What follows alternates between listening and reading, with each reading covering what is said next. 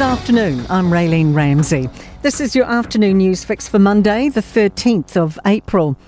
The Prime Minister says a clearer picture of phases 3 and 4 of the National Fuel Plan released last month is on the way. The further levels could restrict commercial fuel access to prioritise gas for critical services. Chris Luxon says insights on how that will look for working households and industry will be out in the next few weeks. We've just had the submissions come in. There's 2,000 of them. We have a series of forums and groups that we started from day one. New Zealand still sits within phase 1 of the plan. And Kiwis have offered the Ministry for Regulation 104 handy hints to its fuel-saving tip line. They include speeding up heavy vehicle permits, reducing stop-start traffic and changing import and storage rules. Donald Trump says he doesn't care whether Iran returns to the negotiating table, with no deal reached in Pakistan yesterday.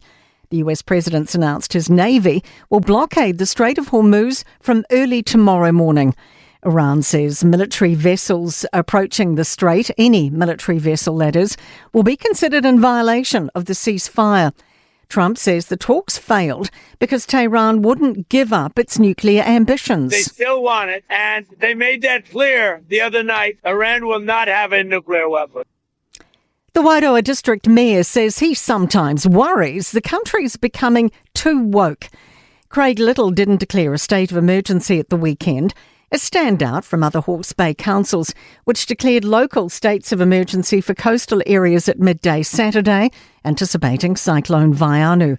Little says he's concerned the value of a state of emergency is diminishing. The community we had was Mahang was the most affected. We didn't think it was necessary because you don't need a state of emergency to be prepared, and we were well and truly prepared. Removing 3 ageing electricity cables running through Cook Strait after new ones are installed could cost Transpower about $120 million.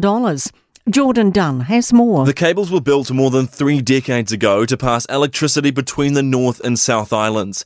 Transpower says upgrading the network is essential and it's working to minimise costs.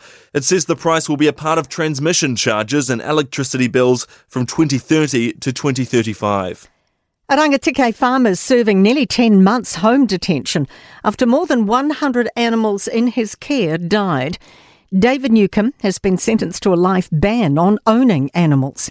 Lachlan Rennie reports. Ministry for Primary Industry officials found 86 contract grazing cattle had died from underfeeding and being affected by parasites. Newcombe had free veterinarian access under his grazing contract. Officials also found 1,000 underfed sheep suffering from worms, and 40 died because their fleeces hadn't been shorn for up to 2 years. To sport, Rory McIlroy has joined an exclusive group of 4 to win the Masters back-to-back. The Northern Irishman has claimed a one-stroke victory to successfully defend the title he won last year. He joins Jack Nicklaus, Nick Faldo and Tiger Woods in winning consecutive titles at Augusta. Warriors enforcer Jackson Ford has moved back to the top of the NRL's Dally M medal standings after the big win over the Storm.